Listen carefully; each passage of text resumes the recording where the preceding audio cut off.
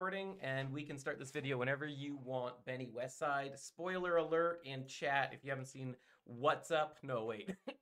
What if? What if? What if season 2 spoilers? You've been warned.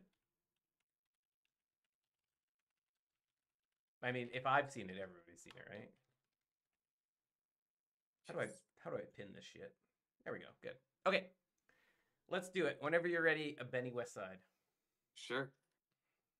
So we're recording? Oh, it's in the bag, buddy.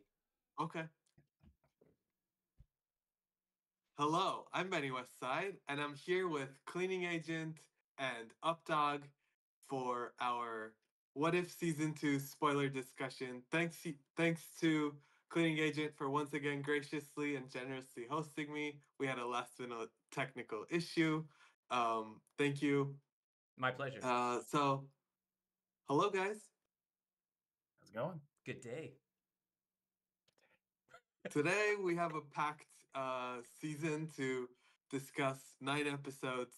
I thought we would go through the episodes loosely in release order and then just give our thoughts as we go through. And then at the end, I have a couple more structured questions that I want to discuss with you guys.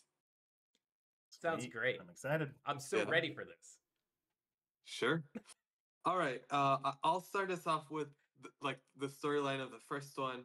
The first one was, what if Nebula joined the Nova Corps?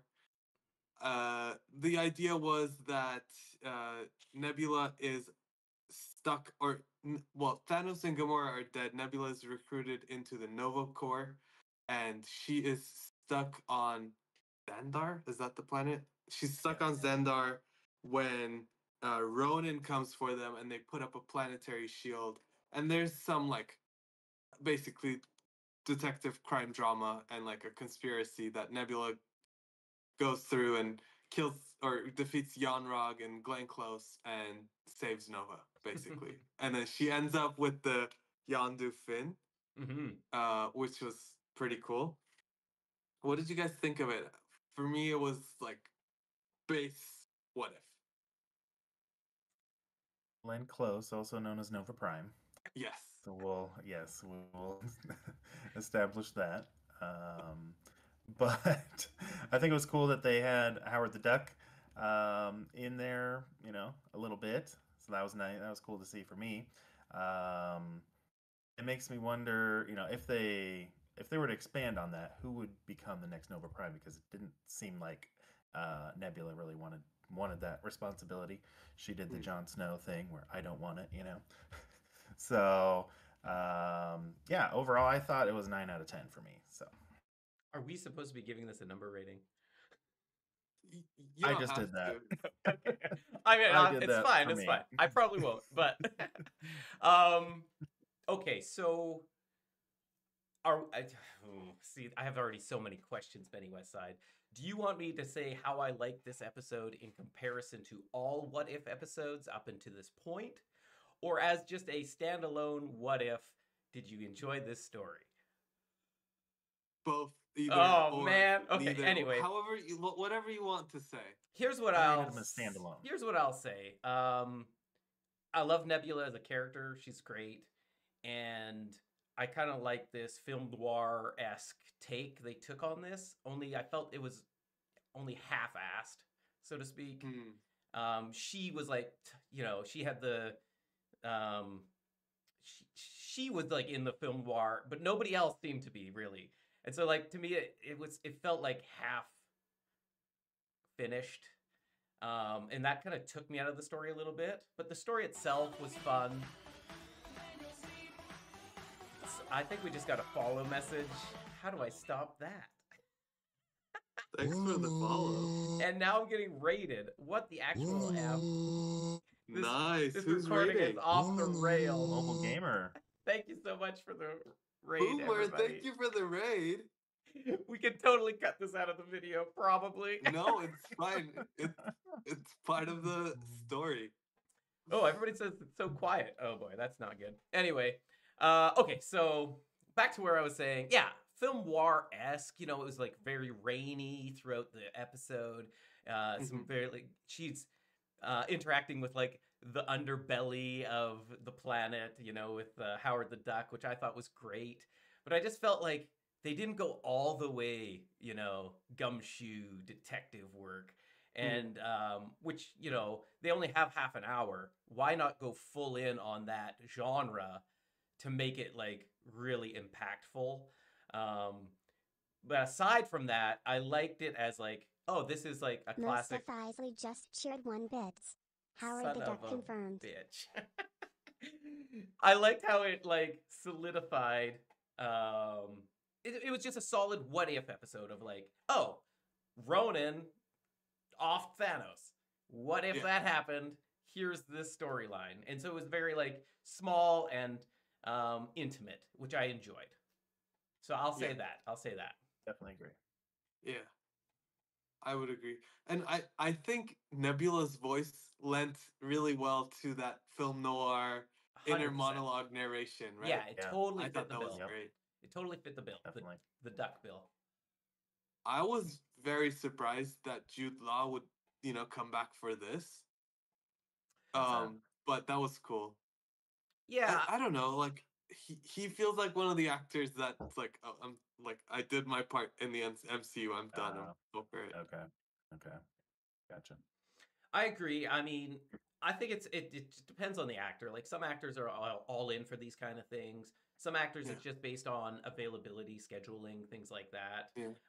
So I think it's like hard to be like, oh, it's unfortunate this person didn't do it, or oh, it's cool that they did it. It's like, yeah, if you get the voices, awesome. If you don't, they get pretty good voice actors to like replace them. They do a pretty good job overall, I think.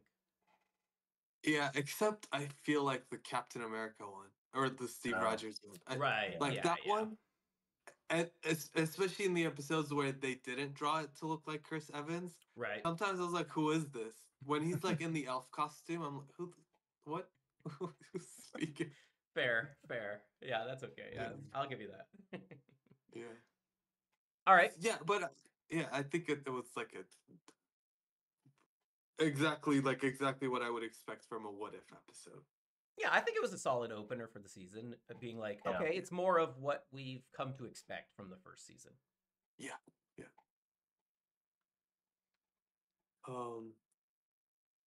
Going into episode 2, do you want to start us off, Updog? What if Peter Quill attacked Earth's mightiest heroes? Yeah, so Star-Lord's a pretty big favorite of mine.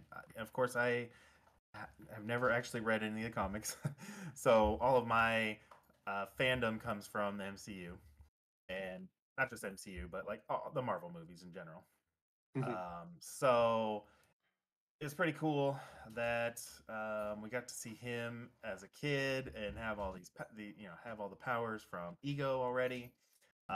They mentioned that they had a reference to Project Pegasus, which was really exciting for me playing at Marvel Strike Force. And then I really liked the I call them the 80s Avengers. I liked that team was cool. That would be cool if they did that in MSF someday.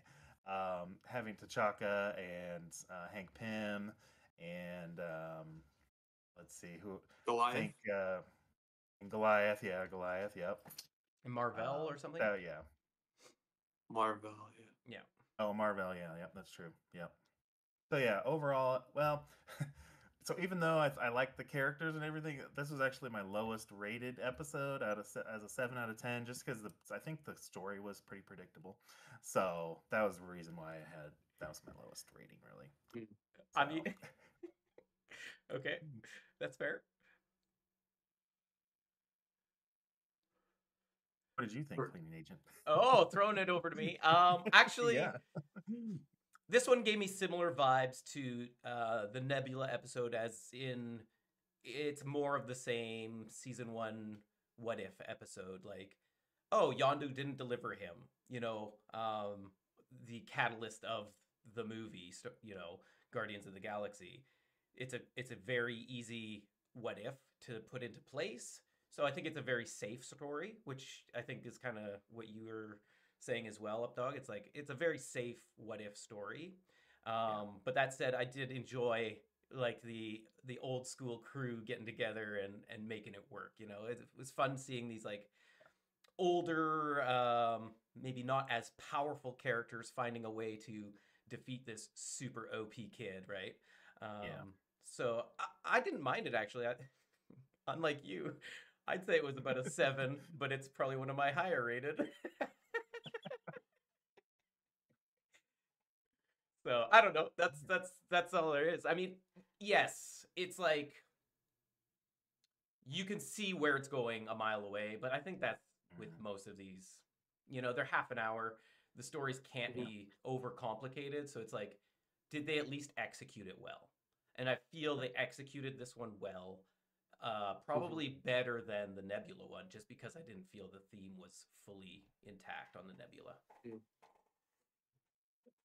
For me, this one was more like on the dull end, especially after the rest of the season came in. In hindsight, like this was less exciting. Overall, it was fine though. One of my qualms with it was how much time we spent trying to convert Bucky into a good guy. I'll give you that. But too. I did like. I'll give you that. That was probably the worst part of the whole episode. Is the Winter Soldier bits didn't make much sense at all. Yeah, I like that they tried to do a Peggy Howard Bucky thing because they were friends. But it didn't land for me. And then in the season trailer, like several weeks ago, when I saw the screenshot from this episode and it had like all those 80s Avengers, as you said, with Marvel, I was so excited. I don't think we got to see as much of like 80s Avengers action. We didn't get to see a lot of Goliath. Marvel did nothing. Right. Homegirl has the Tesseract, and all she did was fly a plane. Like, open portals. What? Yep, true. Do something. So, this is a spoiler alert. I'm jumping us way ahead, but you're saying this one maybe had the opposite problem of the last episode? Well, like, she didn't. Yeah, so but like she has this power. She had it in the canon. She has like it's not a power, but she has this item. Yeah. And she didn't use it. I don't know. And beyond that, she also did nothing in the episode. Yeah, she was kind of like a leader-esque. She was, to me, a Captain America character who is like, I'm good at strategizing, and that's all I do. You guys get it done. She was like the Nick Fury, basically. Yeah, exactly. Yeah. She was the only Captain Marvel adjacent character in the whole season. There's like one glimpse of a Captain Marvel in the finale when like everybody's losing their mind. Mm-hmm. But beyond that, she's like in the opening credits, but like we didn't see any Captain Marvel at all. That's why you shouldn't have such a hardcore love for one character and just share the love, my friend. Otherwise, you're just always going to be I love many of the characters. I love Captain Carter, you might be surprised to hear. But like, I think this season dented that a little bit. Yeah, that's fair. Well, I don't know if it dented it. It's just like, there's many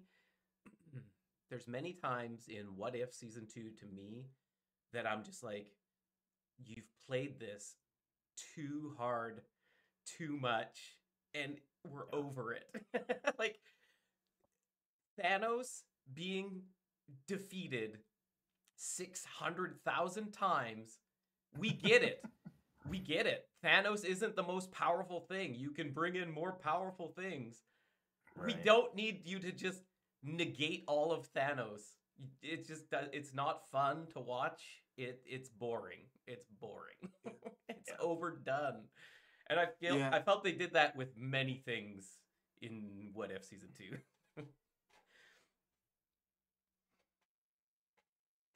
I agree, yeah. So we all loved episode 2. All right. To go on a more cheerful note, do you want to talk about the Christmas episode? Sure. I'll start us off on Happy Hogan Saves Christmas. Okay. I enjoyed this episode, one, because it was released on Christmas. Two, it was a Christmas episode. And three, it played into a wonderful Christmas movie everybody might know called Die Hard. And you're right, I did call it a Christmas movie because that's what it is. And this just cements that further. Yeah, I thought it was like, it had some fun nods to Die Hard and like the whole setup to, to play out like Die Hard. It was enjoyable. Am I the biggest Happy Hogan fan? Not really, but he's a fun character, and you could like just see how much he enjoyed being a hero, right? Which was like fun to see, So it was like just such a happy, upbeat episode of like, if a regular person like you or I got turned into this giant, grotesque creature, might not love it, but he was all in. He was all in, and it was fun. It was a fun episode. Was it like the coolest, most original storyline? Obviously not. It was a tribute to Die Hard, and that's what I took it for, and I thought that was just fine. I love what you said about I love Happy, and like he's not my favorite, but I still love him. I liked that like in the main continuity, he doesn't have powers. He's a normal guy, but we got to look into a window where he does have powers. But like he doesn't have to have powers in every universe. Or does he? Yeah. He got to experience, among everybody around him. Everybody around him has powers, and then he got powers. So I thought it was pretty cool. I like the purple color of him, like how it was very different from Hulk. But do they call him Hulk Hogan, or do they call him Happy Hulk, or I'm not sure what they call him exactly. The Freak. I think they call him the Freak. Okay. But Sam Rockwell called him Hulk Hogan. Yeah. Okay. The one thing I wasn't sure about in the episode, they kept saying Jarvis had to defrag. I'm like, it's been at least 10 years since I've owned a Windows computer, but is that really still a thing these days? I mean, you have half an hour. You just have to like throw in a reason why Jarvis isn't just taking things. He's a super advanced AI and he needs a defrag. That part didn't make sense to me. But that's fair. That's fair. Again, it's for the story. So. Yeah. That's fair. Yeah, I mean, so overall, I don't know. You guys, I need your rating. I need your number rating on this one. I gave it an 8 out of 10 on this one. Okay, so that's pretty good. Yeah. Nice. Okay, well, that's it, I think, right, on that one? Or what? You got something else on that, Benny? I think that one's pretty self-explanatory. I just want to shout out the costume room. Okay. It was so funny to see that the Avengers have a costume. I don't remember that part, but... Yeah. Yeah, they threw a lot of fun into that one. It was like a room full of fabrics and like rolls of spandex. Yeah, just in case you get a tear, you can fix up your costume and keep on motoring. Is Darcy as the humor? Is that getting old for you guys yet? Because she was the humor in WandaVision, and in this episode, and I think there was something else she was in as well. But is that getting old for you guys yet? I mean, not me personally. For me personally, I'm just curious. All of MCU is getting old. So I might not be a good judge to ask. Oh, man. Yeah, I think she was in 3 of the Thor movies, too. So yeah. I was like, I can understand. Somewhere in the Thor movies. I don't know. Yeah.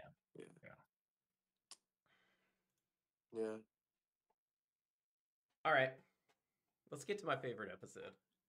Yeah. Speaking of the one Thor movie she wasn't in, what if Iron Man crashed into the Grandmaster? Benny, what do you think? Yeah, I'll brief. Sorry? What do you think? I loved this episode. It was so good. I'll briefly mention, like, this one is in the Battle of New York. Iron Man falls through a wormhole and ends up in Sakaar, and there he basically overthrows the Grandmaster, saves the planet, and turns Gamora from the dark side to the light side. This is the episode we didn't get last season because this Gamora was in the finale of that one. Okay. I loved it. It was so much fun. I'm not into like race movies or like car movies or anything like that, but this was so much fun. Uh, the animation looked cool. I think Sakar overall is like visually very pleasing. So seeing that in animation especially was very nice to watch. And then like everybody was funny. They were doing great. And like Iron Man's suit car transformation blew my mind. I don't know if like that's too much to gush about or I'm exaggerating, but I loved it.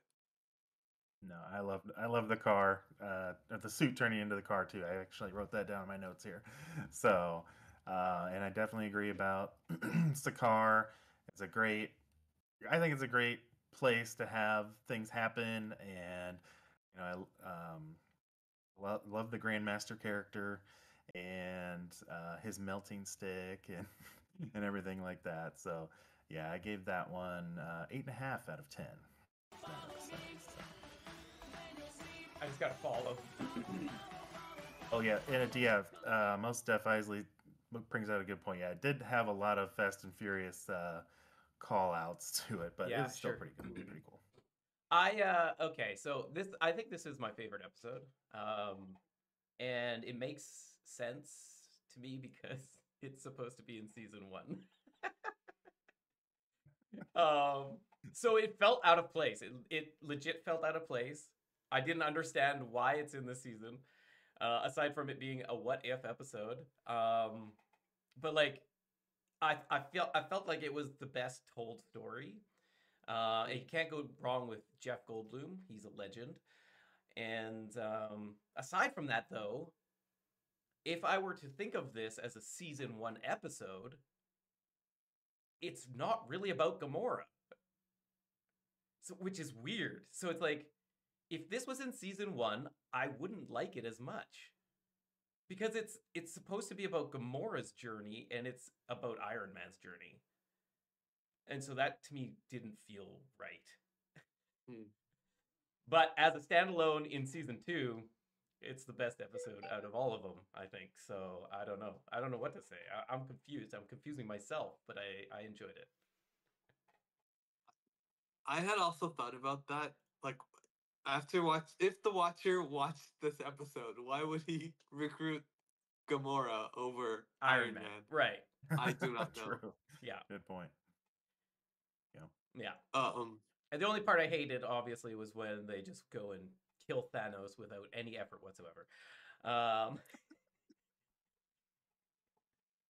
Yeah.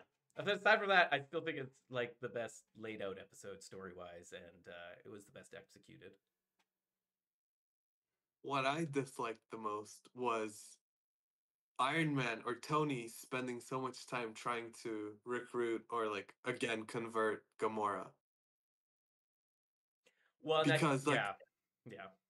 What did he see in her? What interaction sparked this desire in him to keep pushing to try and like when he saw Ebony Maw in Infinity War, he didn't try to convert Ebony Maw. Right. Right? True. Or Cull. Like, I don't even know if Cull is capable of speech, but like nobody tried to convert Cull. Right. Yeah, I mean, he didn't. Part of that, I think, again, is like you have this half-hour restriction. But you're not wrong, and that's, I think, my same problem with the episode is it's supposed to be a Gamora story, and you don't see why or what Tony sees in Gamora. There's not enough Gamora there to make it work, gel together, right? Like the reasoning behind it. But you can only wish for so much when you're racing cars into oblivion. I mean, in Endgame, we got a Gamora conversion story, right? Like that, the other Gamora, she converted or like kind of like at least left Thanos in the end. Yeah, changed. But we believed it. It made sense. it was through the lens of her sister, who was telling her about how they eventually started to love each other. But in this one, like they don't even know each other. Anyway, that was my one pet peeve. I also wonder, it's like, we all know Gamora as a good guy because of the MCU. So do they spend less time on doing like that, being like, oh, there's something there, she's a good guy deep down? Because as the audience, we already know she's supposed to be a good guy. Maybe that's like their shortcut, because they're like, oh, the audience already knows she's a good guy, let's just go all in on the action. Maybe that's the only thing I can see that makes any sense, aside from like, we don't have time, just fill it with great explosions and cool transformations. Yeah. And good jokes. Yeah, some good jokes. And like, I have that problem with almost every episode, is like, did they have enough time to turn young Peter Quill? Did they have enough time to turn Gamora? Do they have enough time to turn Hela? Are any of their turnarounds given enough time to like allow that character to fully realize that transformation? I don't think so. But it's a half-hour comic book story, so it's just like, well, just give in, because there's no other way around it. Yeah. I'm not sure why, but it felt like the Hela conversion just felt a little different. Like, I don't know. I think it felt more rushed to me. Yeah. Oh, really? Well, let's get to that. Let's get to that one. Anything else on this episode? Yeah, we'll talk about that. But yeah. Okay, we'll talk about Hela later. Yeah, I think I'm okay with this episode. I like this episode. Updog, you want to talk about what if Captain Carter fought the Hydra Stomper? Oh, yes. Okay, I thought we were, yeah. Okay. Yeah, so I personally really liked how Black Widow and Peggy were basically a team up the whole episode. Thought they had pretty good chemistry. Apparently there was a great cliffhanger at the end, but now it escapes me as to what that was. Oh, I think Peggy gets when teleported. Peggy went into the portal or whatever. Yeah. Okay, Yeah. there we go. So the creepy Sokovian town was, I really liked that setting. It's definitely, at least being American, it's something I would imagine that the Russians would, or the Eastern Europeans, I should say, would come up with. And let's see what else. Oh, it was pretty believable. I thought it was pretty believable that Bucky could become the Secretary of State. I thought that was really cool, and I liked the old man Bucky. So I gave that one a 9.5 out of 10. Nice. Okay. For me, this was the only good Captain Carter episode this season. Okay. I thought as a story it was fine. Like, it was fun. It was good. The action was, fast paced. I liked it. Overall, the rotation of the roles of like Peggy, Bucky, and Cap was really cool, because that's basically what happened. And I think that's like a great what if question. I loved the Iron Maiden with like her iron suit, and like her, every time she took a step you could hear the iron. It was good. I don't know, I liked it. Yeah. I think she like throws off her coat or something, you see her figure. It looked sexy and cool and powerful. I loved it. One thing I didn't get from her was she didn't do much action, except from like, I think she tried to choke Natasha in the end or something, but like she didn't do any acrobatics or any type of widow action, which I would have loved to see. Again, we converted, or like, I guess, we converted Steve Rogers in the end. We know Steve Rogers is good, so Yeah. Anyway, those were my thoughts. Yeah, I don't know. It's like, is this a what if episode? It's like, if Captain America Winter Soldier happened, now it's just Peggy Carter Winter Soldier happened. It's like, it's just like it's almost a carbon copy. Like she spends the whole time chasing down Steve Rogers, just like Steve Rogers spends all the time chasing down Bucky. Yeah. To me, it's like it's not really a what if, or maybe like the idea is these three are entwined in all universes, all what ifs. Yeah.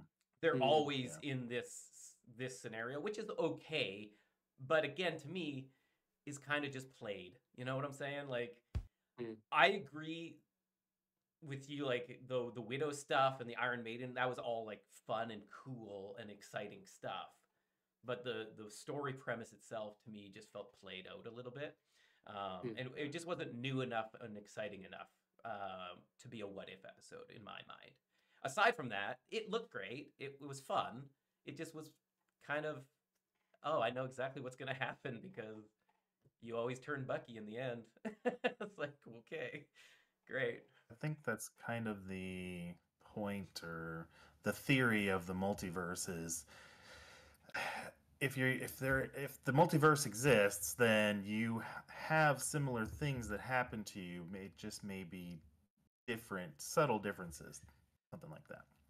Yeah, I mean, yes and no. There's some pretty out there stuff that happens in some of these episodes, right? Like, it's not that. It doesn't follow that. There is a lot of that, but it doesn't follow that strictly. And I'm happy it doesn't. Yeah.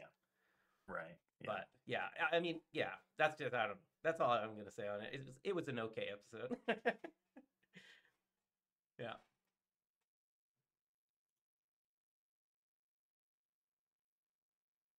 And also, okay, I'm not done. The Hydra Stomper is way too powerful. Is he? Like he's unstoppable. Never is he really stopped. He just like, oh, I'm Steve Rogers, so I'll shut this down. But like, he takes like 0 damage on this suit, like from what time period this thing's in, and how powerful it is. It's just like too much. It's too powerful. This thing is taking down entire ships. It's like, it's more powerful than an Iron Man suit. It's crazy. It is like I always thought of it like a Hulkbuster suit, but like the Red Room would have enhanced it and like upgraded it, right? It wouldn't just be the 1940s. It looked like the 1940s, so that's the thing. Like, at least Iron Man upgrades his suit. It looks different. This thing looks like a big, bulky piece of crap the whole time, but it can just never-ending destruction on this. It never runs out of bullets, nothing. Like, this thing is just unstoppable. I mean, have you ever seen Roadrunner and Coyote? Like, it's a cartoon. I know, but it's based in the MCU, which is, I don't know. It just rubbed me a little bit the wrong way, but it was powered by the Tesseract. Infinite energy. Infinite bullet manufacturing right inside its hull. Yep, exactly. I didn't feel that, but I'll give it to you. Minor quip at the end. Might as well throw it in, right? All right, let's get to maybe the most creative episode in What If. Fair. What if? Oh, I don't even know how to say the name. Kahori reshaped the world. Yes. What do you guys? Updog, lay it on me, buddy. You're like Mr. Positive here. Let me hear what you thought on this. I am Mr. Positive. Yeah. So I will first say I don't mind subtitles at all. Actually, almost prefer subtitles because sometimes I have to have those on to be able to understand what people are saying because, you know, kids and all that kind of thing. And so I could see how people may not like this episode just because of that fact. I cannot. You can't see that. You can't see people not liking it because of the. If people are turned off subtitles, people are following me. It's messing up my whole stream here. Thank you for the follow. I'm sorry to be rude and interrupt. If people are basing their like of a piece of entertainment or art strictly because it has subtitles, like you have to read, like, I mean, it's not like you're opening a novel. It's not the same. Like, people read comic books, they have words on them. Like, I don't see the big concern of reading some subtext. I'm just thinking of the general, like, the general public, or not really general public, but the general audience of What If, right? Like I can see people not liking it. That's not the case for me, but Fair enough. I just want to preface it with that. Anyway, so I did think that was really neat that they did that in the native language. Let's see. I liked how the Tesseract had the tie-in there. There's a lot of mythology around mystical like bodies of water and stuff. That was cool how they did that with the Tesseract.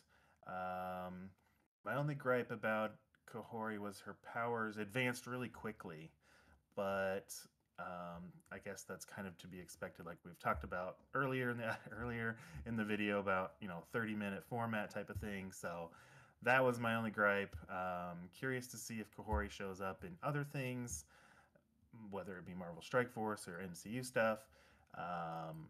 But other than that, yeah, I think it looks like I gave it an 8.5 again out of 10. So nice. Benny, what'd you think? For me, this was a great episode. The subtitles, watching it, obviously, I noticed it, but I forgot that it was in a different language afterwards.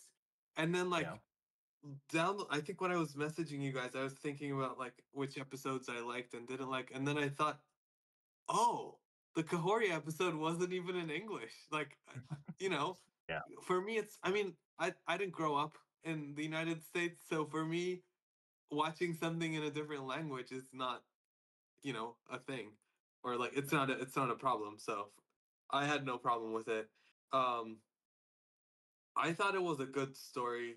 The um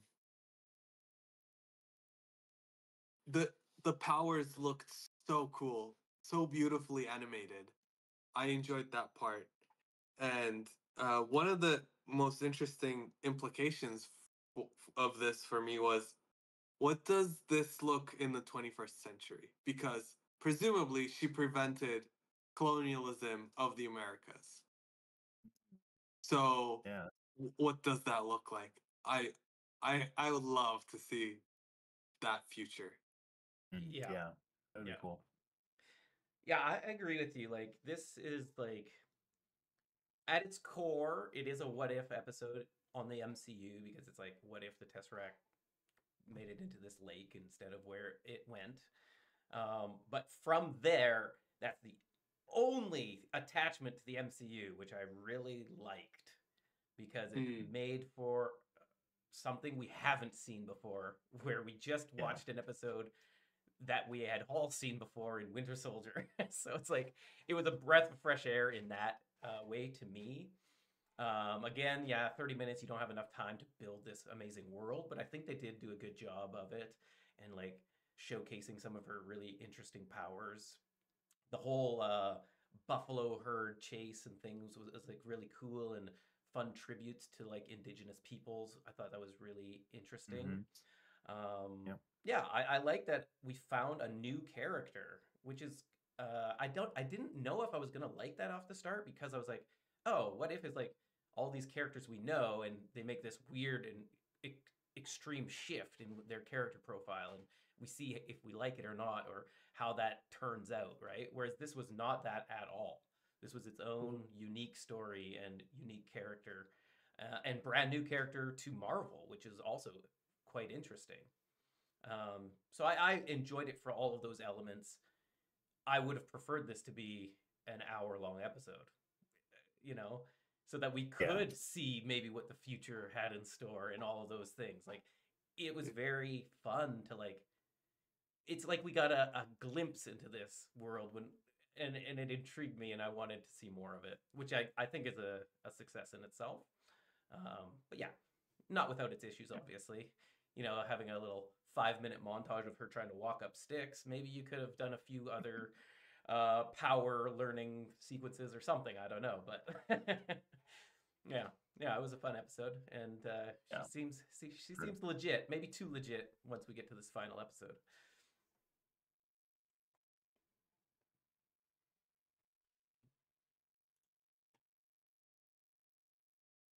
All right, episode 7. Let's do it. Yeah. What if Hella found? Oh, sorry. I was just gonna say, yeah, this was quite the interesting one. Yeah. What if Hela found the 10 rings? In this one, Odin sends Hela to Earth, similar to how he sent Thor. But this is like a century, no, a millennium and a half ago, right? Like it was like the 500s or something like that. It was very early on.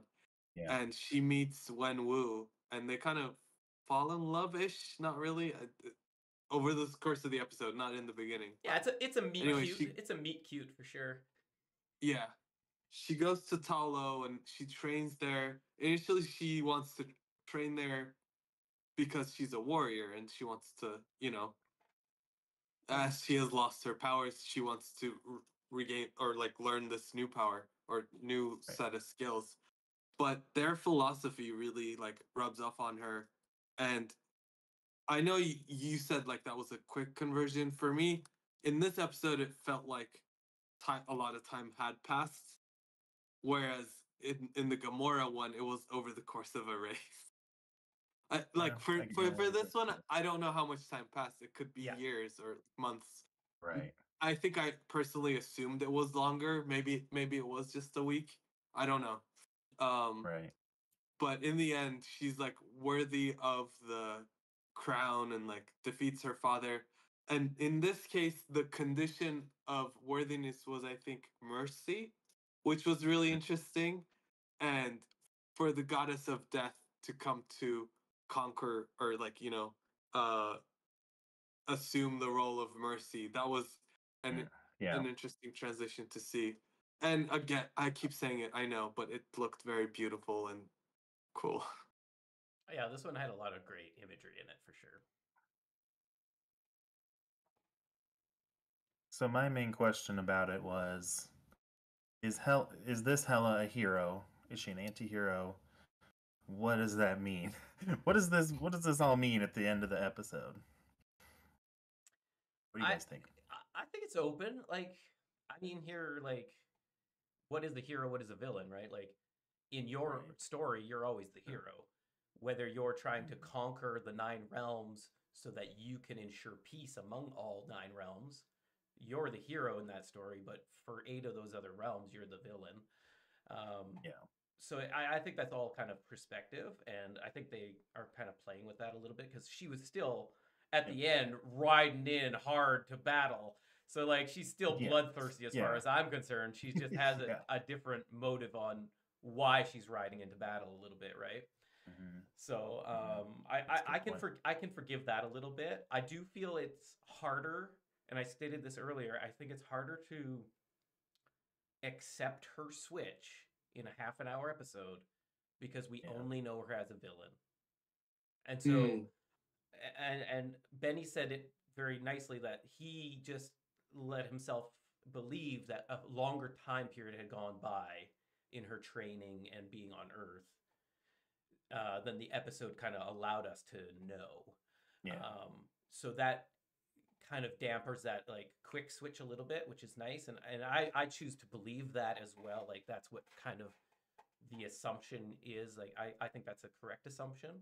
But yeah, I thought it was really fun.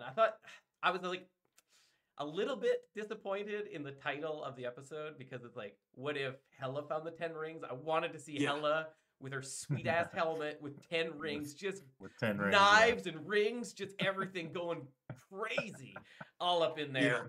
But I also loved her side piece, fine little piece of ass there right next to her. Handling those 10 rings the way he can. So I was okay with that too. I was just like, at the beginning, I was like, oh, Hela's going to get these 10 rings. It's going to be off the hook. It was off the hook in a different way.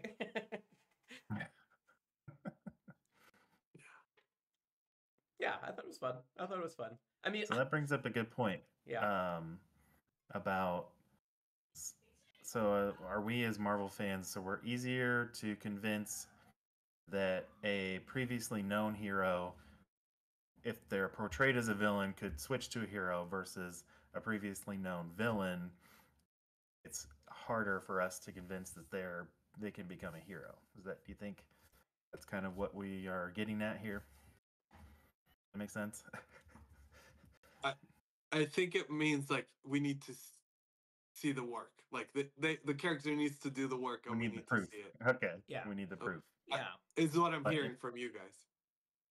But if they were, if we know them as a hero, but they are portrayed as a villain, or no, sorry, the other way around. If we know they're a villain but trying to get to a hero, yeah, they have to put in the work. But if it's the other way around, we can just easily accept that as that. Oh yeah, they'll definitely be a hero no matter what. Yeah, I don't know if that's universal, but I think it's easier to buy for some reason. I don't know why. For me, it was just like, stop wasting my time on this. Like, I don't need to see Howard Stark convince Bucky Barnes on the phone. Like, that was not why I was watching that episode. Well, yeah, that wasn't the focus of the episode either. That's why that one like stood out. I liked that. We're going back to this, but I liked that the Winter Soldier was like, send in the Winter Soldier, take care of this. I liked that element. That was cool. He's like an assassin. He's going to work.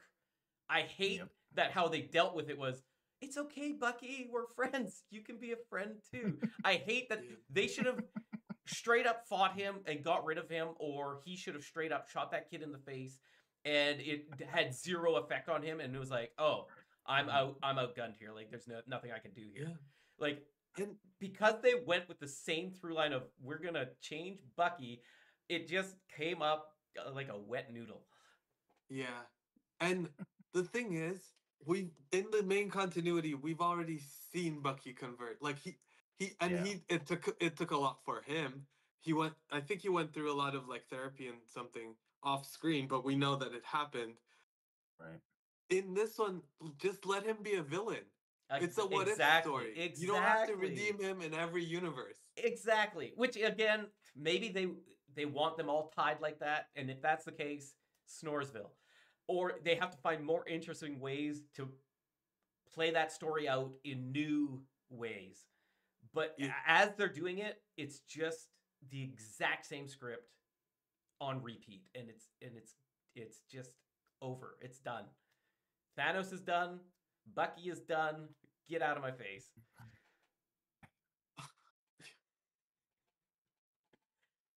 Anyway, Hella's episode was great. I loved the 10 rings. Yeah. I think I love the 10 rings more than I love the movie Shang-Chi. I like the idea of these 10 rings. I don't know why. There's something about them I really love. Shang-Chi movie was okay. I'm not going on a rant right now. I'm sorry. Cut this out of the video. I don't know. Like, the ancient times, these 10 rings, that does it for me, man. That's cool. Yeah, it was. Yeah, it's pretty cool. And we only got like a glimpse of it. When they were rushing to kill Thanos in the end, he was using the 10 rings as stepping stones to walk on air. Yeah. That was like that was amazing. Yeah, super cool. Yeah. I found the use of powers and weapons in this episode far superior to an upcoming episode. Well, let's get there. All right, what's next? Updog, do you want to talk about 1602? Sure. I gotta start off, I guess, with I really like learning about history and everything like that. So this was a cool episode for me. I was hoping that Hogan and Hulk would do battle like before they actually did. So that part was cool, I thought. The time period banter though was a little much, I thought, with the vocabulary that they used from the time. Let's see here, what else? Oh yeah, the one thing I had a question about was how did they get the Pimtech to work in those days? Because I guess I might have been a little confused. Was everybody transported to 1602, or did this just happen and just Carter was transported from the future? I guess that's the part. It's muddy, but what happened is Steve kind of like dented the time stone, and the time stone kind of like collapsed the universe in on itself, where like the timeline, like it just like stuck together, and the characters got pulled into the past. Okay. So actually, Captain Carter is from a parallel universe. Yeah. Everybody else is from that same timeline's future. Oh, okay. Yeah. So I don't know. Maybe I just wasn't paying attention close enough, but maybe they could have also explained that a little better. I'm not sure, man.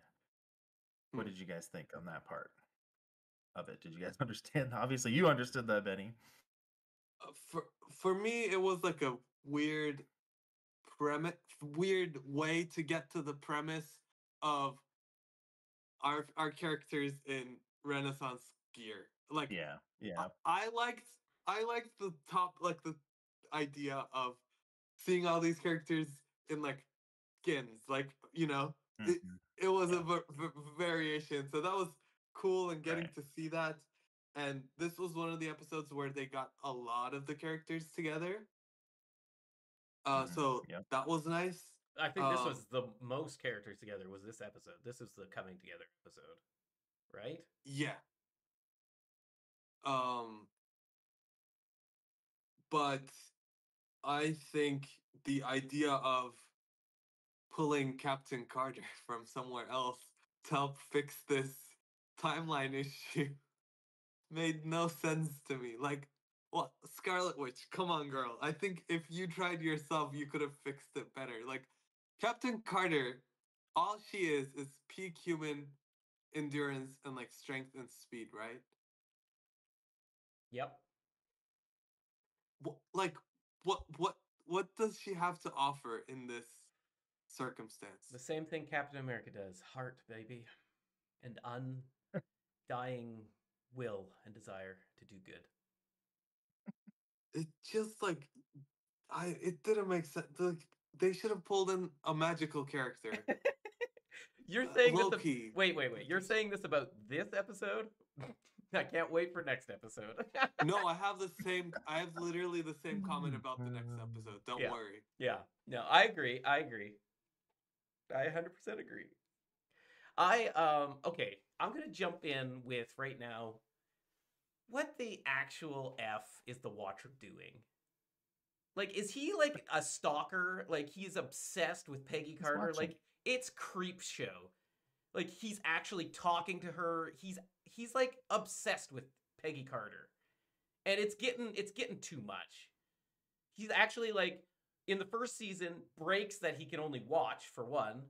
And now he's like stalking poor Peggy Carter when she's just trying to live her best life here and save as many realities as possible. It's like so weird for a guy who only watches, which is creepy enough. He's actually going out of his way to like whisper sweet nothings into Peggy Carter's ear. It's too much, okay? I hate it. Okay.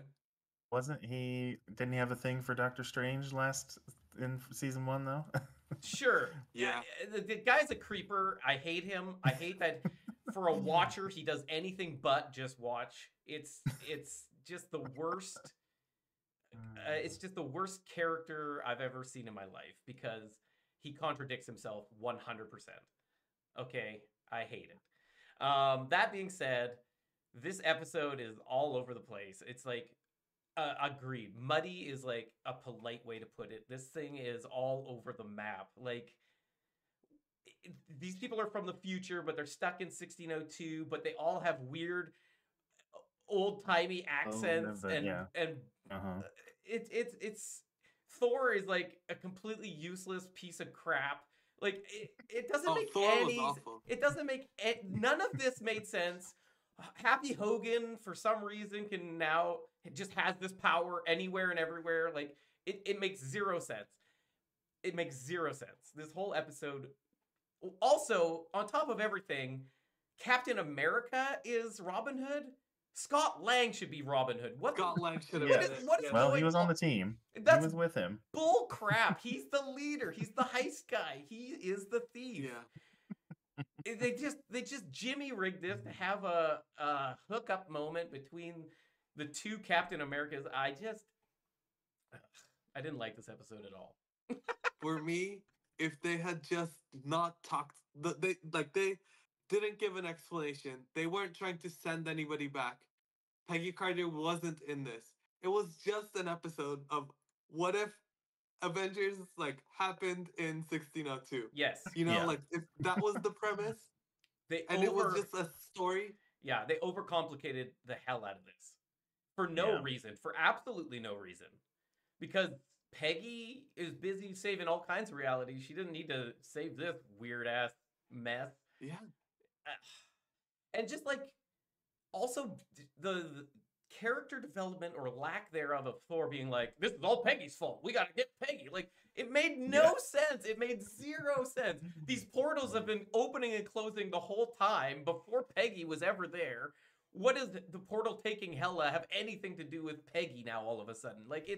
The whole thing is just a frail card house that never got any traction whatsoever. So, can I, of the main Avengers, they weren't able to get Natasha. They weren't able to get Scarlett Johansson, Robert Downey Jr. or what's his face, Chris Evans. But they got Chris Hemsworth, so they keep trying to utilize him. But he doesn't work. Last season, the worst episode was Party Thor. Yeah. What was that? Yeah. And in the finale, it made no sense. Of all the people to recruit out of the multiverse, you recruited Party Thor. Okay. Uatu. Yeah. Take Gamora plus Iron Man. Take them together. You don't need to take one from each story. No, he had selected because of their unique talents, okay? Complementary talents. In this season, Thor in the Die Hard episode was there just to use Chris Hemsworth's voice. In this episode as well, he was pretty bad. I don't know. Yeah, I'd say this one's on the lower end of the episodes for me. It's we have to have a big group episode. That's what this felt like to me. Yeah, how are we going to get all these fun characters in one episode? Because people love that. This fanfare, fan service episode. This is it. And because it was such a hit last season, they had to do it again. That's what this is. But Cleaning Agent last season, I think are you comparing it to the zombie episode? I mean, last season had a couple. The final had all the OG kind of characters come together too. And then the zombie episode had a few characters come together, right? For me, I thought this was similar to that zombie episode. Right. If they had just not tried to explain things and make it it was a problem to be solved, just have it be a self-contained story, a window that we're looking into. I thought that's what I was in for with What If.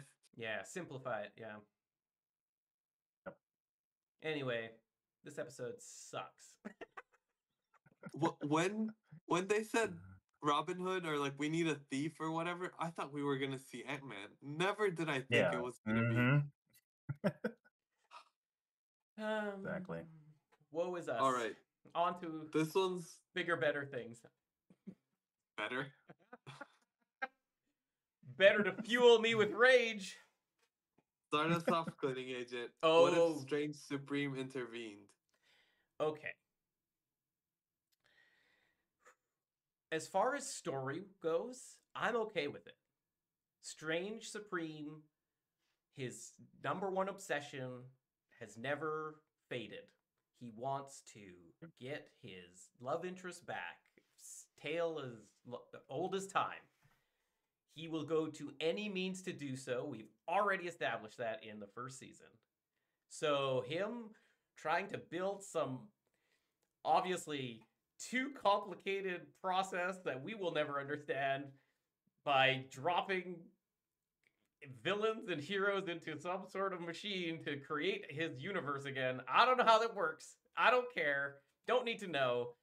Simple. He's trying to get his universe back in line so that he can be happy and get his love back in his life. Cool. I'm here for it.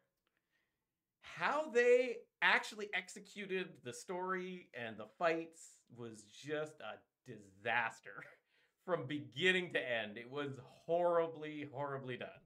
I hated this episode. I hated it. I hated that.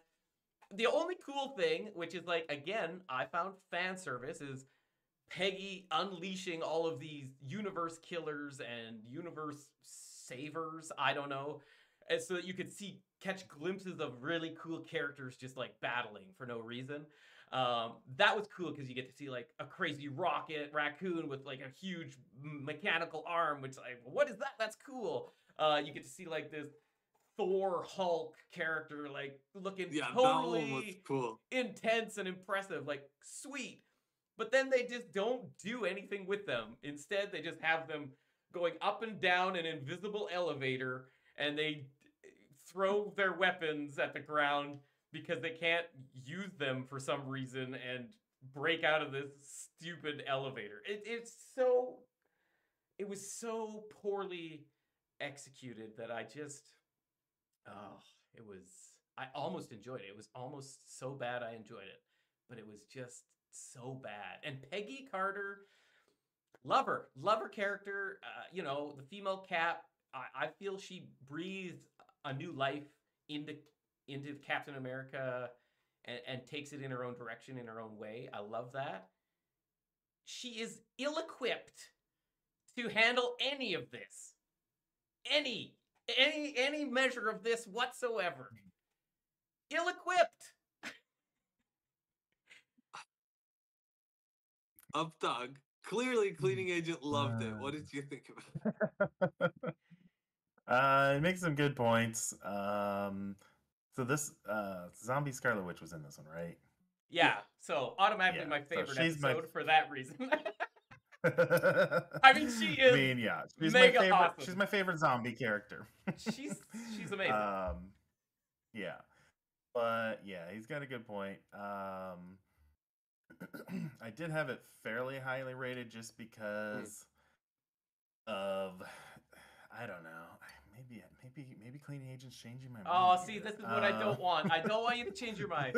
Think of the good things. Let us know the good elements. Don't let me. Yeah, give us some good points. Don't let me bring this down. Don't let me bring this down. I didn't take as many notes on this one. You know why? You know why? Because it wasn't that good, buddy. Maybe that's why. Let's see. What can I say that was pretty good? Well, okay. So this goes back to the Kahori episode. Like, how did she get so powerful? And I don't know. I had an original rating of 9 out of 10. Is that your highest rating? No, I had a couple other 9.5. Oh, okay. Yeah, right. I just can't remember because all your ratings are so high, which I'm so happy. I'm so happy you enjoyed this. I think the Zombie Scarlet Witch just like. I'll give you that. As long as she was in there, everything was great. Yeah, no, that's totally fine. But if that's what you're basing your ranking off of, I'm totally down with it because Zombie Scarlet Witch is incredible. She's so incredible. By the way, maybe it was what? Oh, sorry. Oh, go ahead. I was saying, like, how cool, as an MSF player, how cool was it to see Hela come and command the Undying? Yeah, it's super fun too. Yeah, that was like, oh my god. Although, don't we all wish it was Hela, 10 Rings Hela? Like, why isn't it 10 Rings Hela? Yeah, I'm not sure. No, I think. I mean, I would have liked it even less if it was 10 Rings. I think it was good that it was a villain Hela. I mean, at this point, why not throw the kitchen sink in, Benny? Come on. Maybe it was just too much, or so much fan service that it was just made me really like it a lot. I see. Yep. Benny? For me, so cleaning agent, you said you understand the universe forge. I couldn't get past it. It made no sense to me. Well, no, wait. I didn't say I understood. Like, they had to have something that would be able to revitalize the universe was lost. What that something is happened to be a forge. Like, what it was is irrelevant. What it represents matters. If we can canonize that you can recreate universes, then it means nothing when those other universes get like clipped or snipped or incursed, whatever. Like it always comes down to MCU doesn't have any stakes. Everything is reversible. Like, have something be permanent. I don't think we should be able to recreate universes.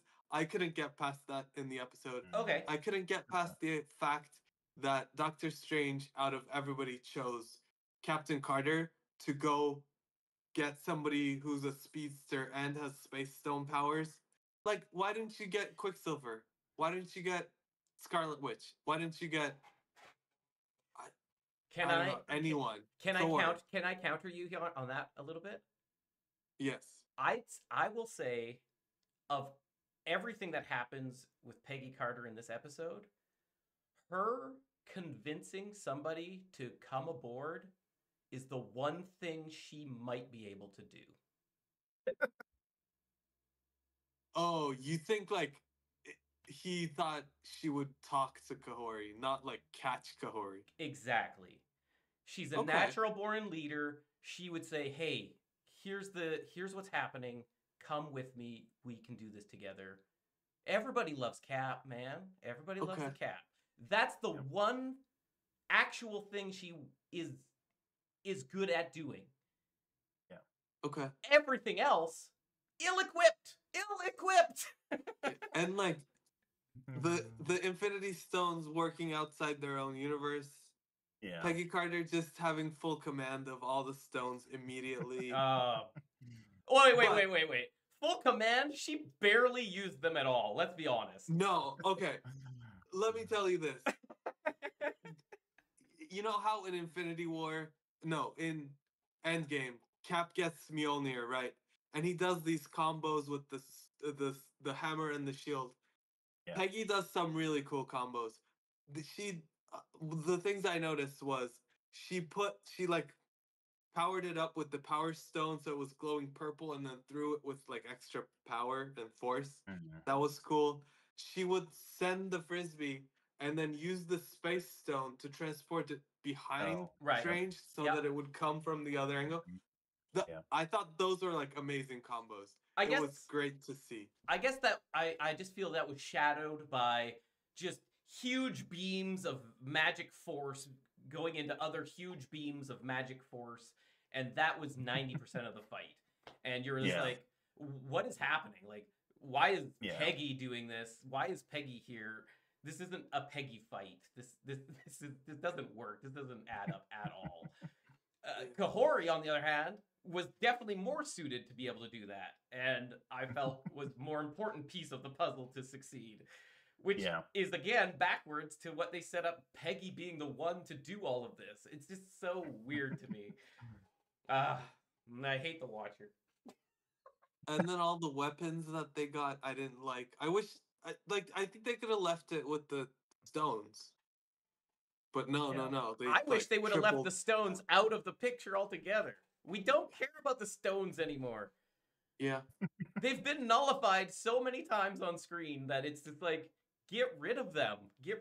They're done. We get it. You're done with the stones. Like, the stones are dead. Yeah.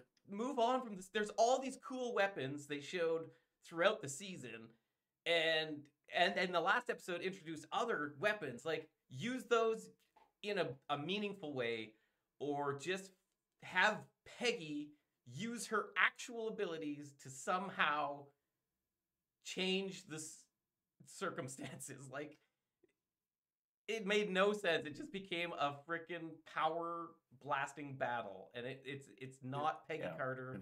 It's not anything that made any sense whatsoever. Sorry, we're harshing your mellow Updog. I know, Updog's just like stuck in the middle of this hatred sandwich right now. Oh. Yep, it's true. I think I was distracted by the shiny things in the episode, and I didn't realize that. I did mention I did like some of the fan service, like, oh, Rocket Raccoon, that's cool. There was a few cool like little tidbits, but it just did not make up for the lack of cohesion in the story. Yeah. True. With that, I want to ask, some overall questions. Please do. What were your favorite and least favorite episodes? I think I said mine, right? I think I said my favorite episode was Iron Man? The Iron Man, even though I hated that it was supposed to be about Gamora. And that it was supposed to be in season 1. I don't know, maybe season 2 was more rushed, like they had a deadline, where season 1 was like, hey, this is what we're gonna do. Let's get into this, and really flesh out these fun stories, and they all fit together in a puzzle, which meant they had to be played out a certain way. This one didn't have that, and maybe that lack of structure hurt them. I don't know. But yeah, I would say the Iron Man, with all of its weirdness, with Benny brought up specifically, like, why is Gamora even there? Why is Gamora? Yeah, I think it was my favorite one as far as a standalone story in this season. Least favorite? I don't know. Take your pick. Episode 9 wasn't great.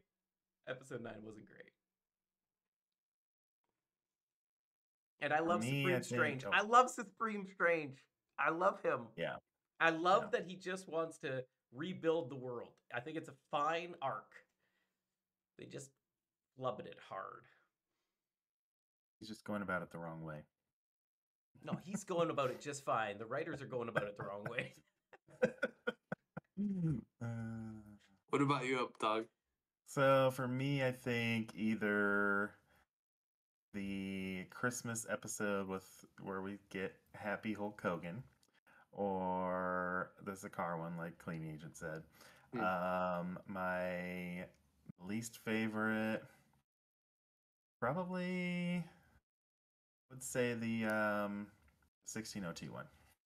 Okay, that's totally fair. I'll give you that. It was trash. Yeah. For me, my favorite one was the Hella one. Okay. And if it was the first episode of the season where that was the first conversion story that we saw, I think it would have been a perfect 10 for me. But by that point, it was like 12th conversion this season alone. Yeah, there's a lot of conversion. That kind of dampened it. But yeah, that was my favorite episode. Least favorite, I'm between the Star-Lord one and the finale. One was super safe and didn't do much, and then the other one really angered me. I can't. But at least you emoted. At least you emoted. Yeah, that's why I think I'm gonna go with the Star-Lord one. That's fair. At least in the final one, we got to see a lot of good animation. Yeah. And those combos with Peggy and the Stones, while story-wise, again, I don't love it. Visually, it was really cool. The zombies, Scarlet Witch, I'm with you, Updog. That was pretty great to see. So I guess I'll give the nod to that one. So my least favorite would be the second episode. So we all picked different favorites and different least favorites. Least favorites. I think so. So Marvel did a great job, I think. Yeah. Of pissing everyone off. Which characters would you like to see again? Whether in further What If seasons or in live action? Live action.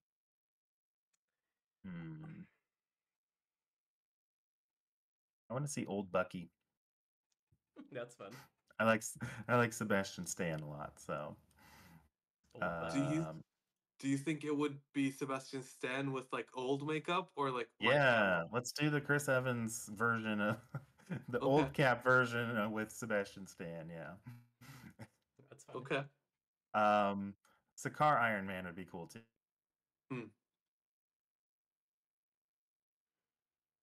I mean, I'm still kind of upset that MCU ruined Ragnarok and Hulk, World War Hulk altogether, but it was a good episode. What character would I like to see? I think like the easy answer is the Kahora character because she's brand new. So there's a lot of like unknown there that you can weave into a wonderful tale or totally butcher. So I think that's the easy answer. I also want to see this universe-ending Rocket Raccoon, man. That guy looked legit. Nice. Because like Rocket Raccoon has the personality to end a universe, like without question. Mm-hmm. Just give him the power to do it and see how creative it is, you know? For me, I would love to see the Purple Hulk again.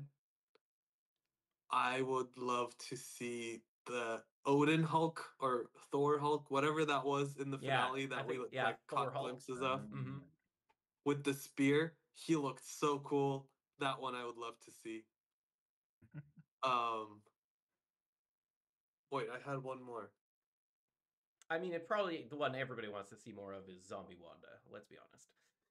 Oh yeah, of course. Yeah. That's like without saying. Maybe like Hela the White. Maybe her not in live action. Probably in another What If season. In live action, if she's gonna come back, I want her to be a villain. But like, I think that was an interesting study, so I'd like to see her again. Yeah, that's legit. How did you guys feel about the day-by-day release? I don't think you guys caught up every day. It was close, but yeah, there was, I think I missed a day in there and had to watch 2 in a row, but it wasn't too bad. Yeah, I definitely just engulfed all the episodes almost, I think, in 2 days. Because it's holidays, I was busy, so when I had time, I would just crush 3 or 4 episodes at a time. But yeah, I mean, for me, I don't know, release methods I'm not like that interested in. Okay. As long as I can have time, it's going to be there. Once it's out, so I can watch it on my time. Yeah. That's all I care about, really. Day by day is seems weird, I guess, because I don't know. Maybe my schedule is not like everybody else's, but my schedule is very different day by day.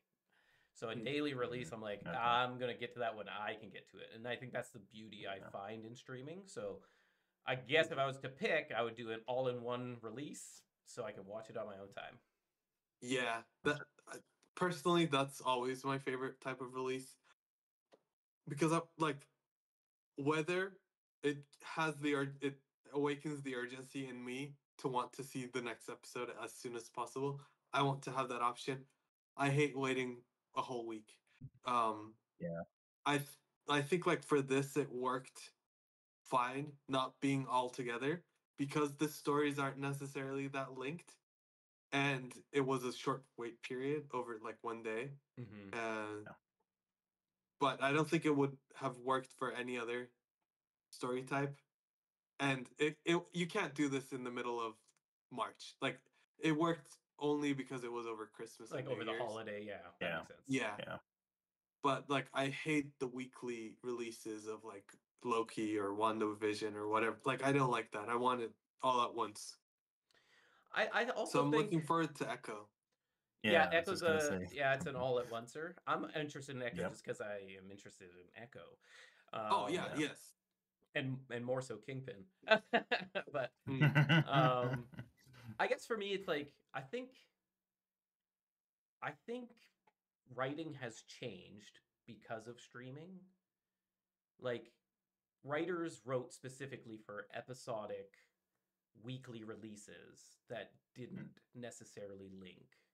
And now because of streaming services, you see more appeal for an overarching storyline throughout one season.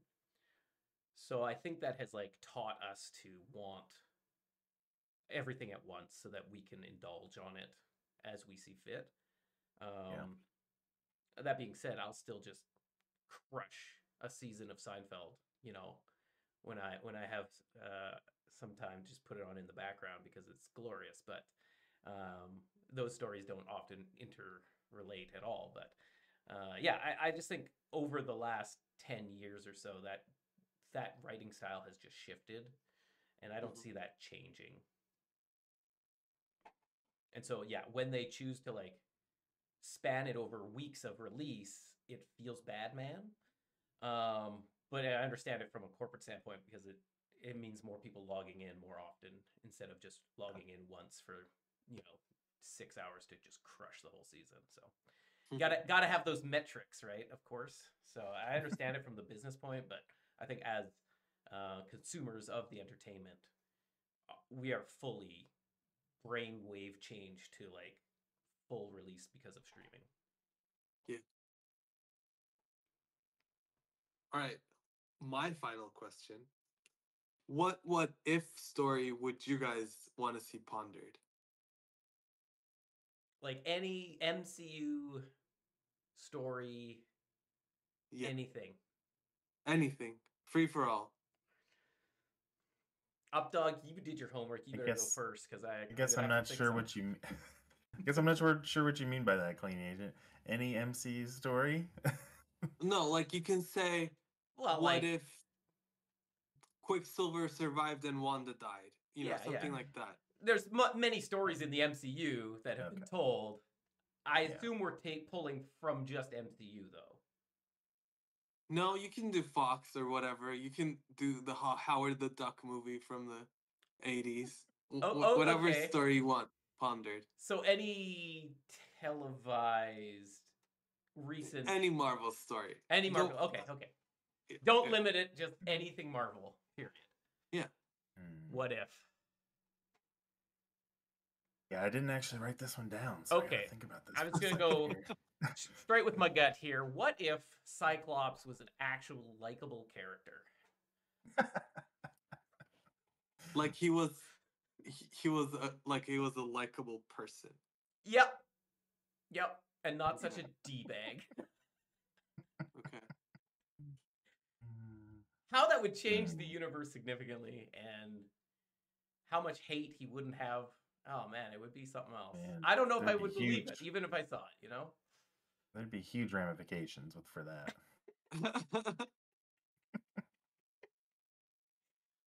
Did I buy you enough time, Updog? Let's see. Like I said, I don't have any comic experience, just MCU and other Marvel video content, I guess you could call it. So...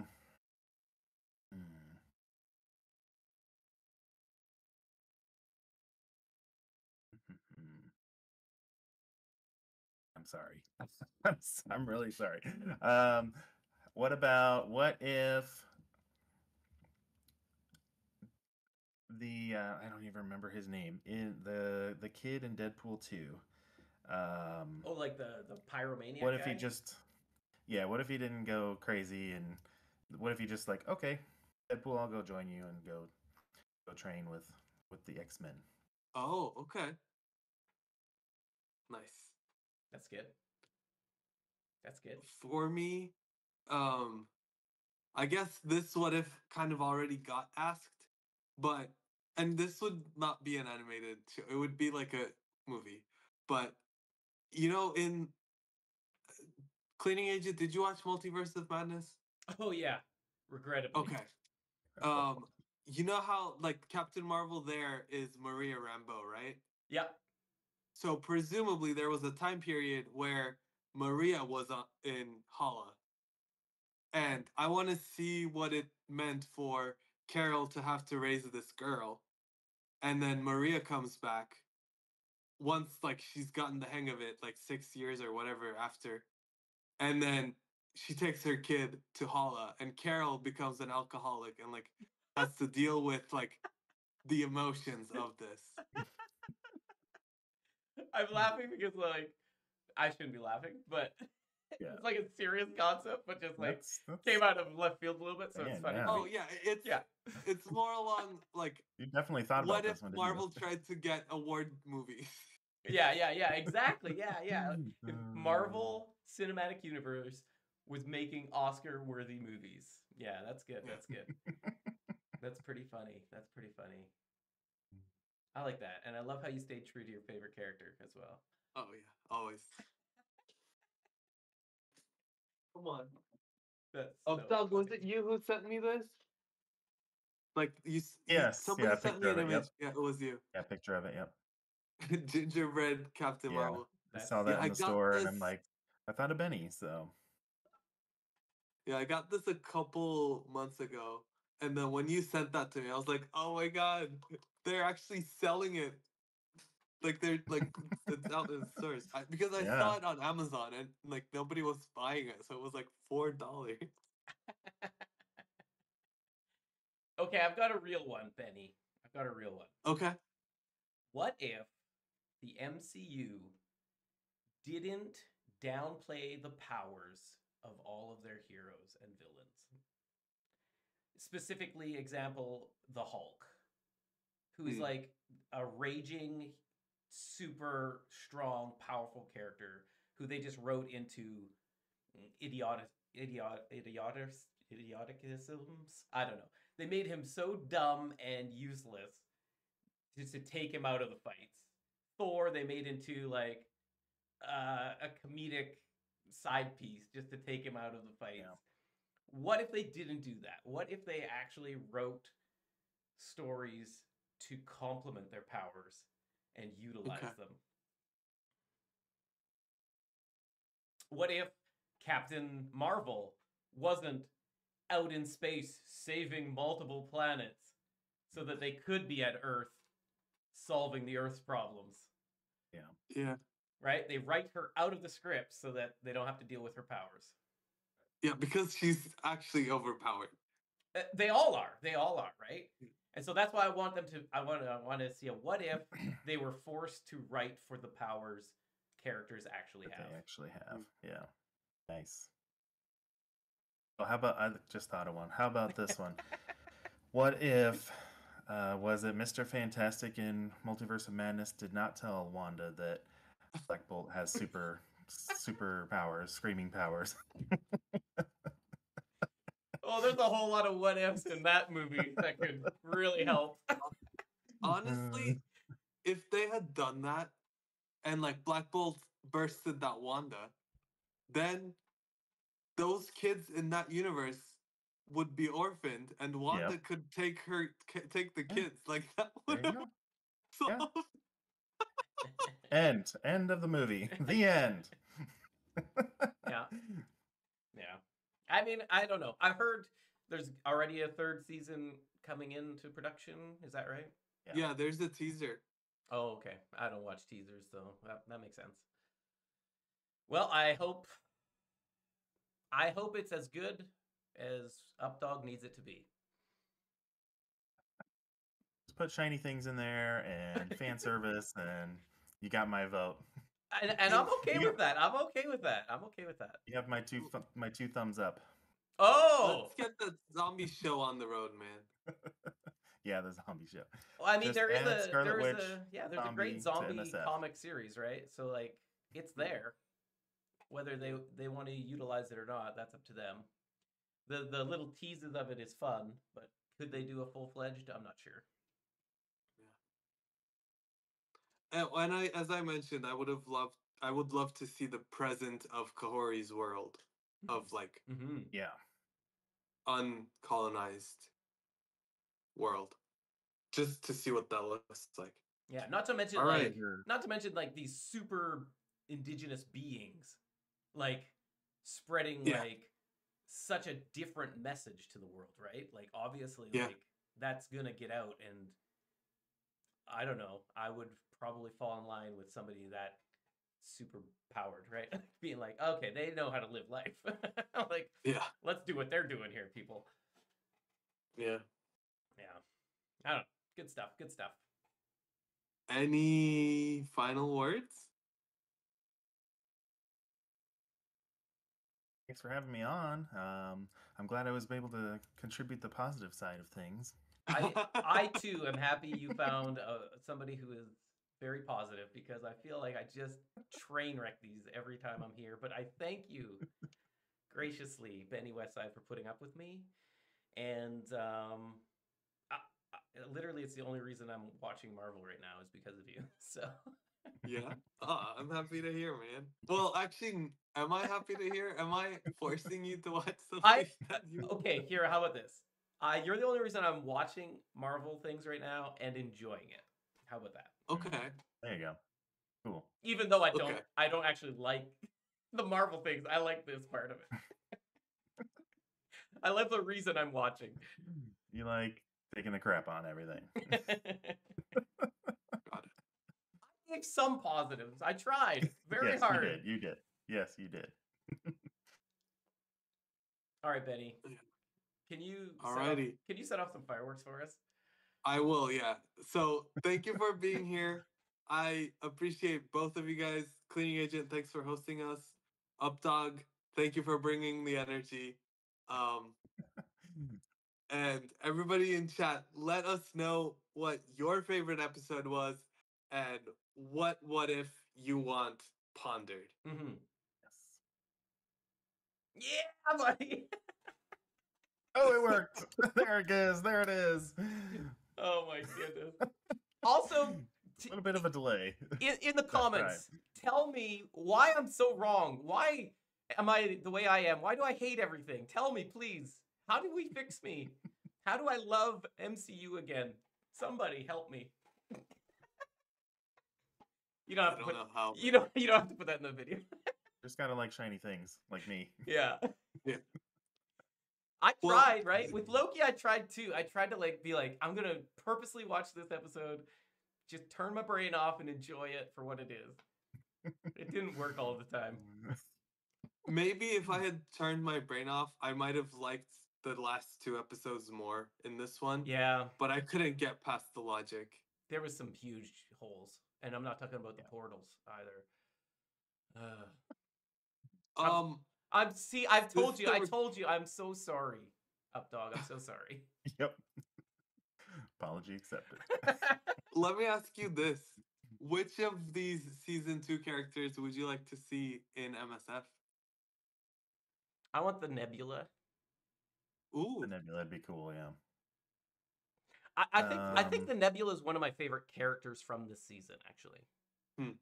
I really like her character. I just don't feel her episode gave her enough to really make her shine. Yeah. Would she be Ravager though, or would she be what would she be? She's Nova Corps. She's on the Nova team. Yeah. Would she be with? I mean, would it be the Guardians of the Multiverse type team? Yeah, I don't know. I would guess more like Quicksilver, like tagless cosmic hero. Plug and play. That'd be cool. Yeah. I still say Sakaar Iron Man, and then only if you make original Iron Man good. Yeah, no, we've got too many. There's too many Iron Mans, and they're all garbage. Okay, it's a lost cause.